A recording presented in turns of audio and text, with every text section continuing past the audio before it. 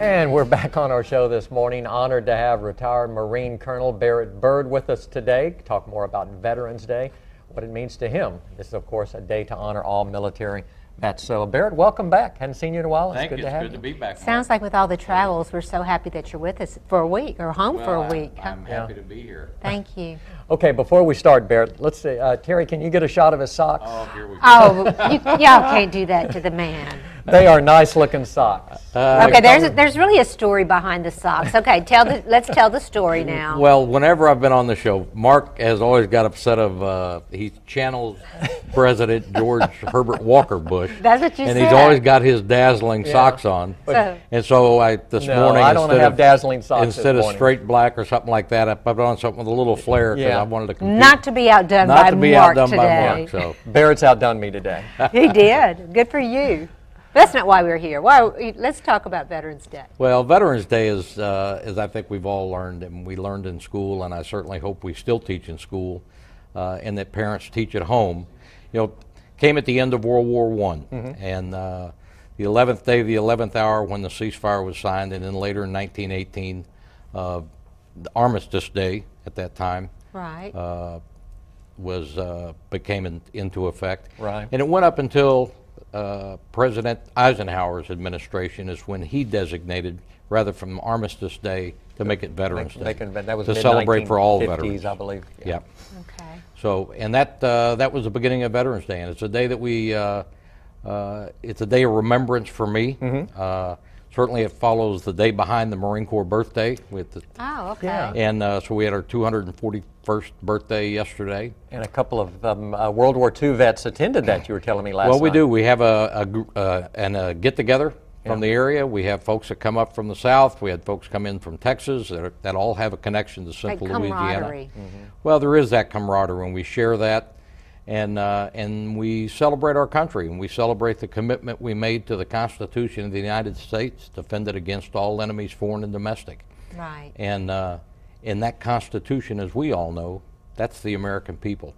So we come together and celebrate, and it's a wonderful event. We had about 100 folks there last night, and two of our all-time favorites, of course, Mr. Reed Perilou and Al Wilson, who both served in the Marine Corps in World War II and made multiple landings in the Pacific. We've actually had Al on the show. Yes. A year or so ago. And you need to have it. You'll need to have get him back. Yeah. 94 years Al young. is 94 years young, and Reed is right behind him at 93. And both of them just doing outstanding. And I'm sure they have amazing stories they could share with us.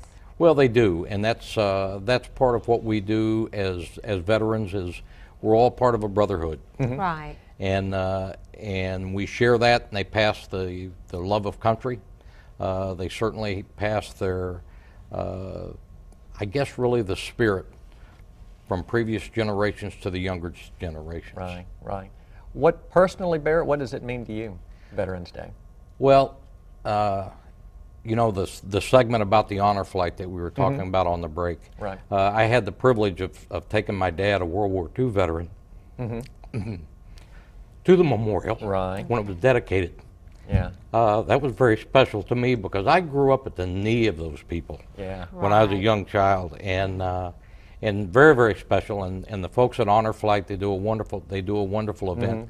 You know, when I was watching the technology they're demonstrating to bring that virtually to people. Yeah, now they don't have to go. They can. I used to think of how amazing it was when I'd be deployed and I was in Iraq the last time, and I'd talk to my dad, and they're handing my dad, who when he went to World War II was gone for 37 months in Europe, and they're handing my dad this little box called a phone. And he's talking into this thing wirelessly, and he's talking to me in Iraq. I mean, so if you imagine the virtual reality, these veterans are able to see this and experience it. It's just tremendous really that they special. do it. And the people at Honor Flight are just, they're all volunteers. It's all public donation, and what they do is wonderful. That's a great thing to have. Yeah. But Veterans Day for all of us, I think it's a day of reflection. It is. We think about lots of friends. My phone, I've been getting text messages and phone calls from folks, and many I haven't seen in 30, 35 years. Like you said, it's a brotherhood. We're family. It's a tribute and we to always an will be. honor of appreciation those that have served? As I tell people when they recognize that, I simply say that it was an honor to serve. It was an honor to Right. wear the cloth of my nation. Barrett, thanks for coming. Always great having you. Thank you. I appreciate And being here. thank you for your service. And I'll do better sock-wise next time. Okay.